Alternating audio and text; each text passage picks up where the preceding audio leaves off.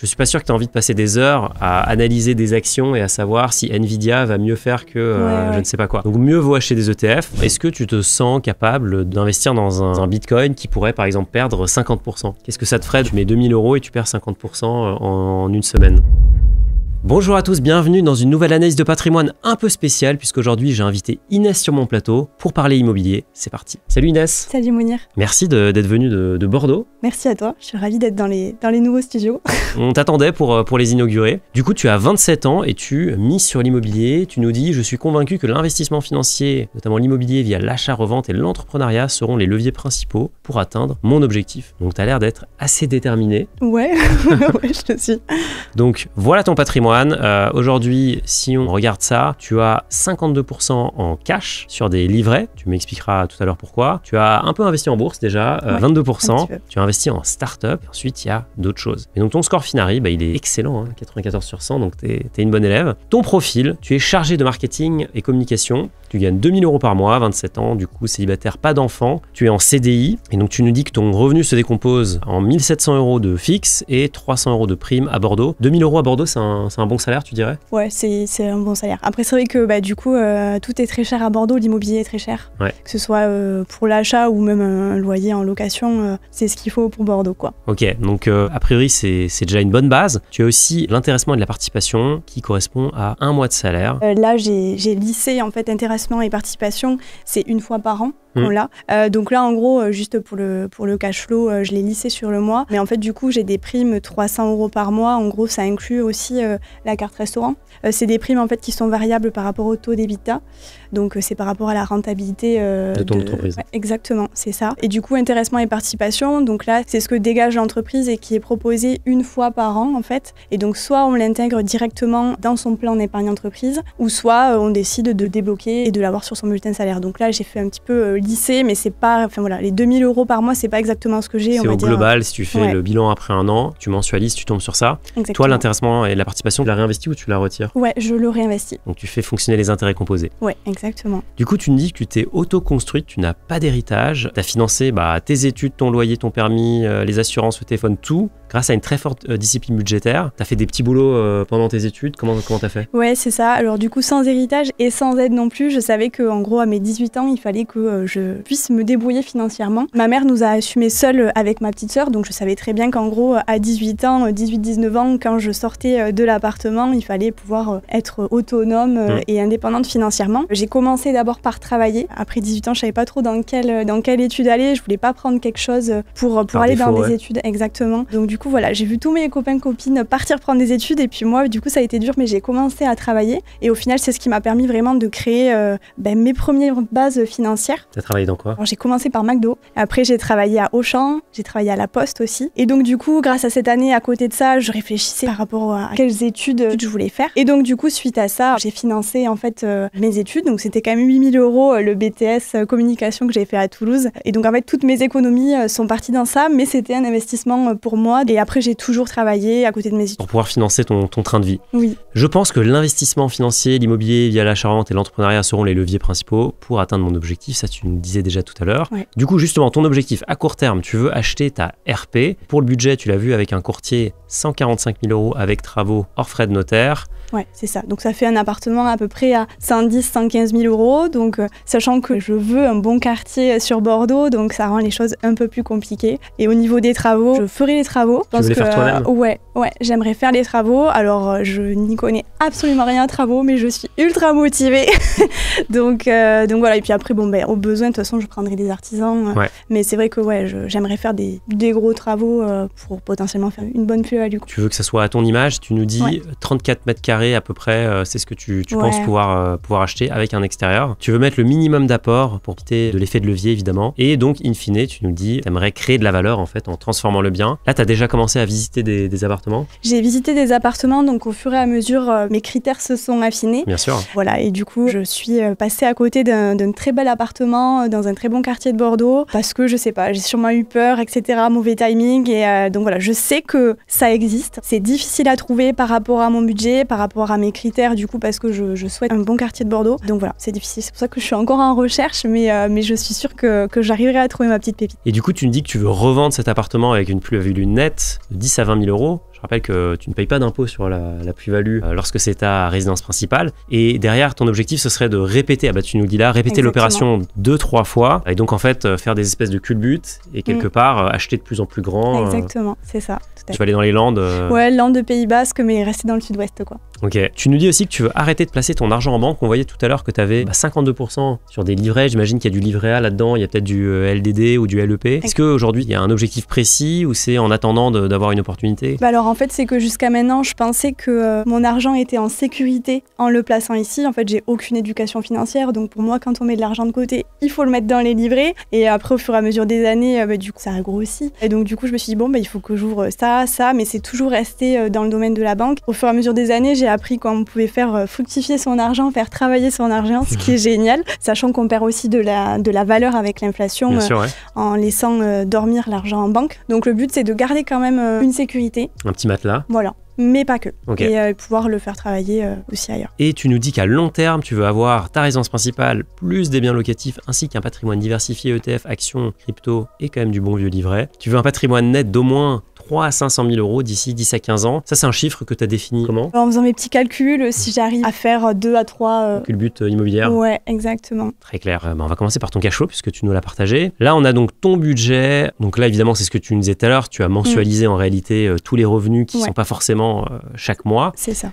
Mais ça te fait un budget d'à peu près 2250 euros. Et donc, tu investis tous les mois, un gros montant quand même. Tu investis 795 euros sur du livret A, des ETF. Les ETF, ils sont sur quoi? Sur un PEA? Ils sont sur un compte titre. Tu as un plan épargne entreprise, ça tu nous en parlais tout à l'heure, et tu as donc le plan épargne logement. Ensuite, tu as ton loyer qui va disparaître, tu vas acheter ton appartement, mais qui va être remplacé par une mensualité évidemment. Et ensuite, tu as les croquettes de ton chat, notamment 30 euros, ça coûte cher un chat. Est-ce que tu as l'impression de te priver avec ce budget-là? Et est-ce que tu fais très attention lorsque tu dépenses de l'argent? Alors, j'ai pas l'impression de me priver, je me sens pas frustrée, mais par contre, pour moi, c'est hyper important que jeune, je pose de vraies bases et que je sois hyper disciplinée. C'est vrai qu'il y en a beaucoup qui le voient en mode ouais, on est jeune, one life, je préfère voyager, mais c'est vrai que moi, je préfère vraiment être disciplinée maintenant et pouvoir profiter après toute ma vie. Mais en tout cas, là, actuellement, moi, j'ai pas l'impression de me priver. Alors que tu as quand même un taux d'épargne qui est conséquent, 35%, c'est largement au-dessus de la moyenne, c'est le double à peu près de la moyenne des Français, donc bravo pour ça. Tu nous dis que du coup, ça c'est l'évolution de ton patrimoine. Aujourd'hui, à 27 ans, j'ai arrêté les versements sur mon assurance vie, investi dans du private equity et dans les ETF, tout en recherchant activement ma résidence principale. On va regarder ton patrimoine. Alors, qu'est-ce qu'on a là-dedans? On a les fameux livrets. Du coup, tu es en train de piocher dedans pour investir ailleurs ou tu comptes continuer à investir tous les mois sur tes livrets? Je compte investir une petite partie sur le livret parce que pour moi, en fait, là, mes livrets, ils sont bons, en tout cas, pour mon matelas de sécurité et pour pouvoir faire mon achat immobilier. Donc là, le but, c'est plutôt de mettre sur les ETF. Mais voilà, mais si je peux un petit peu agrémenter sur le livret A, c'est toujours sécure. Donc voilà, ça te rassure. Ouais, voilà, c'est ça. Il y a quand même une partie sécurité que tu aimes bien. Ouais. Du coup, tu as ton plan épargne entreprise avec ta société. Du coup, là, c'est ce que tu me disais, tu réinvestis ta participation, ton intéressement. Ça, c'est très bien, je trouve. Bravo. Tu as une assurance vie sur laquelle tu ne contribues plus. Non, et d'ailleurs, ça allait être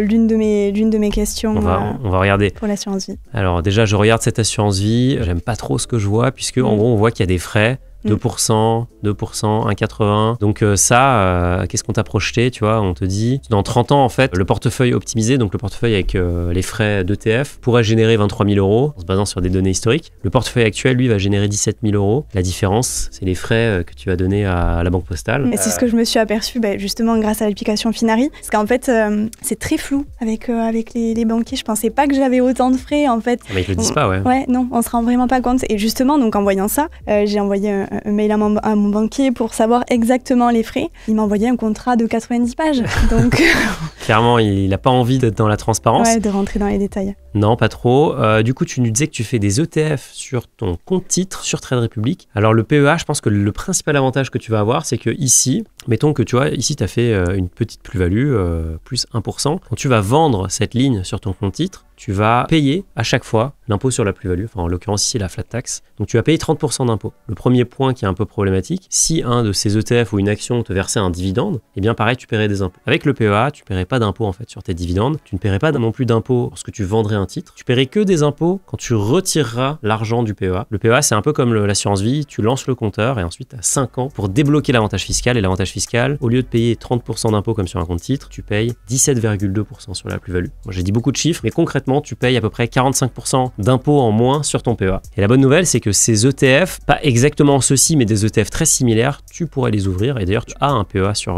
Trade Republic. Donc peut-être que la première chose à faire, ce serait d'ouvrir ton PEA Trade Republic et plutôt de continuer à investir là, parce que fiscalement, dans quelques années, ça va avoir un énorme impact puisque tu paieras beaucoup moins d'impôts sur le PEA que sur le compte titre. Tu as aussi un PERCO, donc ça c'est un plan épargne retraite, et tu as un autre PEE qui est juste ici, qui est un peu moins abondé. Mais avant de regarder la suite, on va regarder tes questions, puisque tu en avais pas mal. Est-ce que tu trouves ma stratégie assez diversifiée pour mon profil? Alors déjà, je trouve que ton profil est super, et j'adore ton enthousiasme et ta motivation. Je pense que c'est assez clair sur la partie IMO. Tu penses que tu vas devoir mettre combien d'apports pour le bien que tu vas acheter? J'aimerais mettre le minimum. Je compte autour de 12 000, 15 000 euros. 12 à 15 000 euros. Ok, donc on va se dire que ça va venir des livrets. Donc il va te rester encore à peu près, on va être généreux, on va dire qu'il va te rester 15 000 euros sur tes livrets. Toi, tu dépenses combien par mois? On voit qu'ici, tu dépenses en gros 700 plus 420, enfin ici tout ça quoi. Donc tu dépenses à peu près 1400 euros par mois, 1500 euros. Ce qu'on dit généralement, c'est que le matelas de sécurité, c'est entre 3 et 6 mois de dépenses. Moi, j'ai l'impression que tu es plutôt dans le camp des gens qui ont besoin de plus de sécurité. Ouais. Donc, je pense que d'avoir 6 mois de dépenses de côté, c'est pas mal. Ça te ferait à peu près à la louche 10 000 euros. Donc là, en fait, sur ton livret, je pense que tu as une opportunité d'aller investir un petit peu plus. Je suis pas sûr que tu aies besoin de le faire maintenant, mais je pense qu'une fois que tu auras acheté ta résidence principale et donc que tu auras aussi investi ton apport, tu pourras peut-être aller investir le reliquat pour le placer sur un PEA, sur ton compte titre. Mais sinon, je trouve que ta stratégie est assez logique. J'ai vu que tu avais du private equity, je me demandais ce que c'était. Tu as fait quoi avec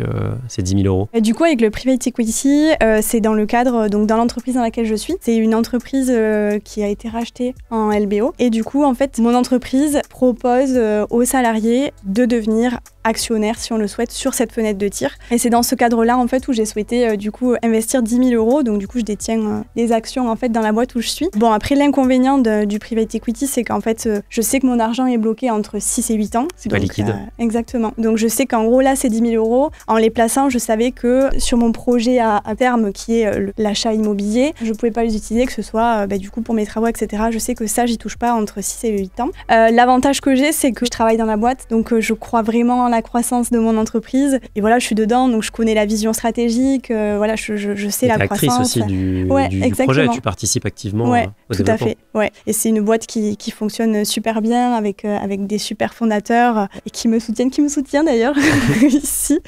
Et voilà, c'est une boîte qui fait plus 16% par an depuis 10 ans, donc c'est quand même croissance de quoi, de chiffre d'affaires ou d'EBITDA? De croissance. De croissance, ok. Ouais, de chiffre d'affaires. Ouais, donc c'est une boîte qui marche bien. Ouais. C'est une boîte qui a fait un LBO et toi, tu es salarié et tu as décidé de doubler la mise quelque part et de devenir actionnaire aussi. Exactement.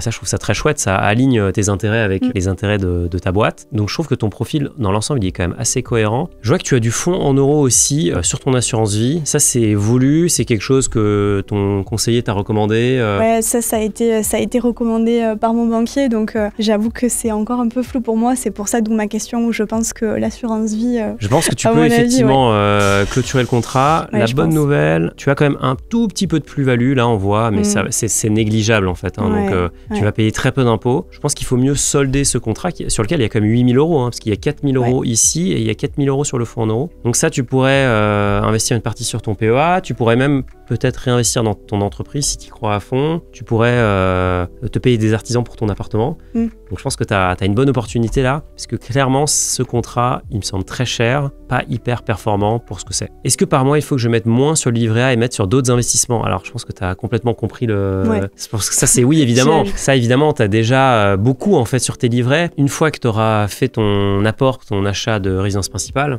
il n'y a plus aucun intérêt à mettre sur tes livrets. Mieux vaut investir cet argent et, comme tu as dit, le faire travailler maintenant pour que plus tard, tu aies l'effet boule de neige et que ça représente vraiment une somme importante. Est-ce que tu me conseilles de me diversifier aussi en crypto, actions ou autre? Ça dépend. Est-ce que tu te sens capable d'investir dans un bitcoin qui pourrait par exemple perdre 50%? Qu'est-ce que ça te ferait? Tu mets 2 000 euros et tu perds 50% en une semaine. Après, le but, c'est de le laisser sur le long terme. C'est d'y aller sur le long terme. Ouais. Donc, je pense que si tu as envie d'y aller, pourquoi pas? Mais il faut y aller avec parcimonie. Ouais. Et donc je dirais, tu vois, aujourd'hui tu as un patrimoine qui est quand même conséquent, hein. Je pense que mettre peut-être 5% de ton patrimoine en crypto et donc faire des investissements mensuels comme tu le fais déjà en réalité, hein. Faire un petit DCA tous les mois de, je sais pas, 100 € ou 150 € portera très bien. Et si tu te sens à l'aise, pourquoi pas aller augmenter. Est-ce que je te recommande d'investir en actions? Non, je pense pas, parce que j'ai pas l'impression que tu aies envie de creuser plus le sujet que ça. Je pense que tu as envie de trouver ton appartement. T'as envie que ta boîte cartonne, ça fait déjà 2 bons projets. Je suis pas sûr que tu as envie de passer des heures à analyser des actions et à savoir si Nvidia va mieux faire que je ne sais pas quoi. Donc mieux vaut acheter des ETF, ce que tu fais déjà d'ailleurs, et je pense que tu te porteras bien mieux. Est-ce que tu as besoin d'autre chose? Non, et je pense que ça, tu as eu un bon réflexe. T'as pas fait 50 000 trucs, mais en même temps, t'as pas besoin, tu as les basiques.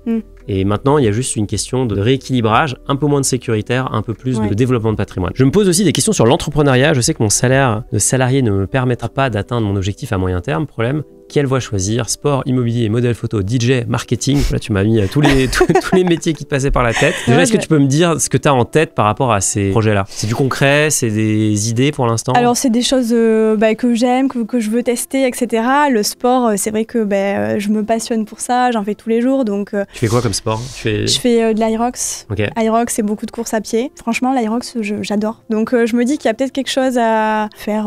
Peut-être monter une communauté de personnes qui font de l'Aerox. Peut-être faire coach d'Aerox. Je sais pas trop. Pour l'immobilier, à voir par rapport à mon projet d'achat-revente, si ça me plaît ou autre. Pour la partie modèle photo, là, je vais créer mon book la semaine prochaine. Donc, parce que j'aimerais bien contacter des agences, voir si ça pourrait fonctionner ou autre. DJ, là, j'apprends le métier de DJ. Je me suis acheté une table de mix, donc avec des enceintes et tout. Donc voilà, j'apprends et puis voir si ça me passionne davantage et de vouloir continuer là-dedans. Je pense qu'il y a un vrai marché aussi parce que les femmes DJ, on n'en voit pas souvent. Et après le marketing, c'est mon domaine d'expertise, donc j'adore ça, marketing et la com, ou un mix de tout. Enfin voilà. Mais du coup, ce serait en fait en parallèle du salariat. Ce qui est sûr, c'est qu'il faut quand même préciser que oui, tu es salarié, mais tu as des parts dans ton entreprise. Donc si ton entreprise cartonne, tu profiteras aussi de cette trajectoire-là. L'autre bonne nouvelle, c'est que tu as l'air d'être quand même très active. Je pense que tu peux lancer une activité à côté. Tu peux peut-être essayer de lancer un premier test, par exemple faire des DJ sur Bordeaux ou dans le coin, ou faire des soirées, ou faire du freelance pour du marketing. Je ne sais pas si tu as déjà envisagé ça. Ma recommandation ici, c'est de pas te mettre de barrière, donc de vraiment y aller à fond. Par contre, je ferai qu'une chose à la fois. Je pense que c'est très dur de faire plusieurs choses à la fois, surtout quand on débute, parce qu'en fait, tu vas devoir gérer des clients, gérer des contrats, réfléchir à tes prix, faire de la pub, faire du machin. Donc ça va faire beaucoup de choses. À côté, tu vas avoir ton job. À côté, tu vas potentiellement avoir ton appartement à rénover où tu vas être avec tes pinceaux et tes machins pour mettre de l'électricité. Je pense que ça va faire beaucoup. Donc peut-être choisir un truc sur lequel tu dis, franchement là, typiquement l'Aerox, est-ce que je peux pas faire un truc sur l'Aerox? Est-ce que je peux pas aider des gens qui veulent se préparer à une compétition d'Aerox? Je leur propose un programme en fait sur mesure. Je leur vends ça en vidéo et derrière, c'est un produit digital, donc tu peux le distribuer très facilement. Ça coûte très peu cher à produire. Carrément. Ça, c'est une option, mais il y en a plein. Et ce qui est aussi intéressant, ce que je dis tout le temps aussi à l'équipe, c'est que toi, quelque part, t'es la surfeuse. Le produit que tu vas vendre, c'est ta planche, mais ce qui compte vraiment, c'est la vague que tu vas prendre. Et si on fait du surf à Nice, il n'y a pas de vague. Si on va dans un endroit où il y a beaucoup de houle, on va se faire emmener. Et donc je me dis, c'est quoi parmi tous les projets que tu as mis, là où il y a le plus de momentum, là où il y a vraiment en ce moment, tu vois, un engouement. Tu vois, typiquement, moi, l'Aerox, j'ai l'impression que tout le monde m'en parle à peu près tous les jours. Là, il y a un engouement. Est-ce que je me dis la même chose sur les modèles photos avec l'IA? J'ai l'impression qu'aujourd'hui, tu vas pouvoir générer des modèles un peu à la volée.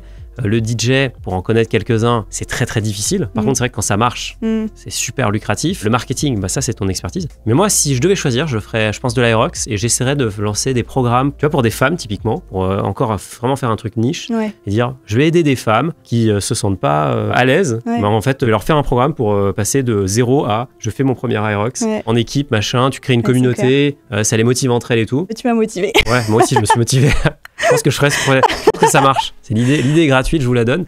Mais je pense que ce serait une très bonne idée. En tout cas, merci Inès d'avoir fait le déplacement et de nous avoir partagé tout ça. Bravo pour ton parcours, c'est hyper inspirant. Merci beaucoup. On voit souvent des gens qui ont des héritages, qui ont plein d'argent. Ça aussi, c'est la réalité en fait. Et la réalité, c'est que si vous voulez faire des belles choses dans la vie, faut aussi prendre tôt. Et là, je pense que tu es en train de poser des excellentes fondations pour cartonner. Donc bravo. Merci beaucoup, Mounir. D'ailleurs, si vous voulez faire comme Inès, venir dans le studio, qu'on puisse parler de votre patrimoine, eh bien, vous savez ce qu'il vous reste à faire. Le lien est dans la description. Vous postulez, vous nous expliquez pourquoi vous voulez venir. Et puis, l'équipe sélectionnera le ou la meilleure personne pour prendre la place d'Inès. Donc, je compte sur vous.